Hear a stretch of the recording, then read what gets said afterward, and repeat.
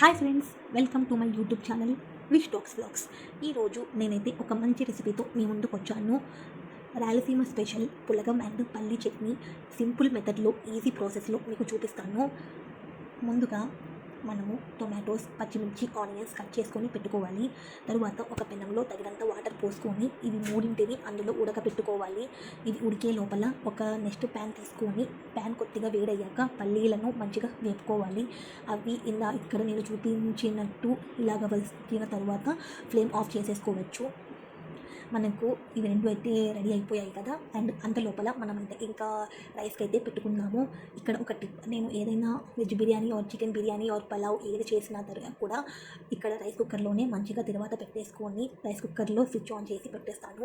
పదే పదే మనం చూసుకునే పని లేకుండా అదే ఆటోమేటిక్గా అయిపోతుంది అనేసి ఇక్కడ ఒక టిప్ అండి ఇది.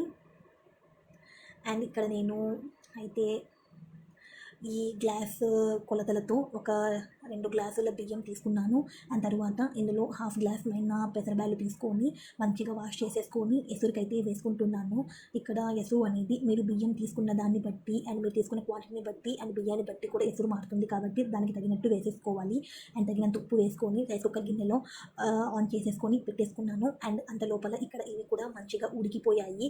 ఇక్కడ వాటర్ మొత్తం ఇంకిపోయాయి కదా. అండ్ తరువాత నెక్స్ట్ కొద్దిగా ఆయిల్ పోసేసుకొని తరువాత పసుపు, జీలకర్ర, కరివేపాకు, ధనియాలు, సాల్ట్ అయితే వేసుకొని మంచిగా మిక్స్ చేసుకోవాలి. ఇక్కడ ధనియాలు అయితే ఆప్షనల్ అండి, మీకు ఈ ఫ్లేవర్ నచ్చకపోతే స్కిప్ చేసేయచ్చు. అండ్ తర్వాత ఒక మిక్సీ జార్ తీసుకొని ఇవి చల్లారిన తర్వాత మంచిగా కచ్చాపచ్చాగా బ్లెండ్ చేసేసుకోవాలి. మరి పేస్ట్ లాగా చేసేసుకుంటే టేస్ట్ ఉండదు. సో కచ్చాపచ్చాగా చేసుకుంటే మంచిగా టేస్ట్ ఉంటుంది. అండ్ రైస్ పెట్టేసుకొని విత్ ఈ పల్లి చట్నీతో మంచిగా నెయ్యి కలిపేసుకొని ఇలాగ తింటే టేస్ట్ మాత్రం చాలా సూపర్గా ఉంటుందండి. ఎవరైనా ట్రై చేయకపోతే ఇలాగ ఈ మెథడ్లో ఒకసారి ట్రై చేయండి, టేస్ట్ మాత్రం చాలా బాగుంటుంది. అండ్ నా ఈ వీడియో మీకు నచ్చినట్లయితే మన ఛానల్ని సబ్స్క్రైబ్ చేసుకోండి.